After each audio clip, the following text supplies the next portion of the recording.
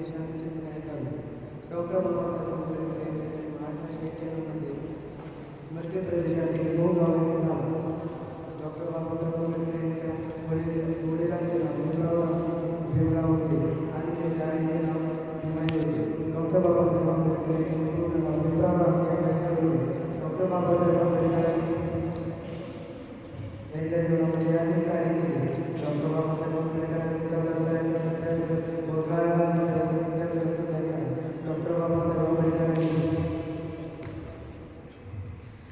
ज्यावेळेस 15 ऑगस्ट 1947 रोजी आपला भारत देश स्वातंत्र्य झाला त्यावेळी आपल्या देशाला राज्यघटना हवी होती. मग ती राज्यघटना तयार करण्याचे काम डॉक्टर बाबासाहेब आंबेडकरांनी 1946 ला राज्यघटना सुरू करण्यासाठी एक संघटना स्थापन केली. त्या संघटनेला संविधान सभा असे म्हणतात. त्या संविधान सभेचे अध्यक्ष डॉक्टर राजेंद्र प्रसाद होते. त्या संविधान सभेत 209 मेंबर होते. डॉक्टर बाबासाहेब आंबेडकर हे मसुदा समितीचे अध्यक्ष होते. डॉक्टर बाबासाहेब आंबेडकरांनी अहोरात्र चिंतन व अभ्यास करून एक मसुदा तयार केला. डॉक्टर बाबासाहेब आंबेडकरांना अनेक देशाच्या संविधानाचे ज्ञान असल्यामुळे त्यांना भारताची राज्यघटना तयार करण्यासाठी मदत मिळाली. डॉक्टर बाबासाहेब आंबेडकर यांनी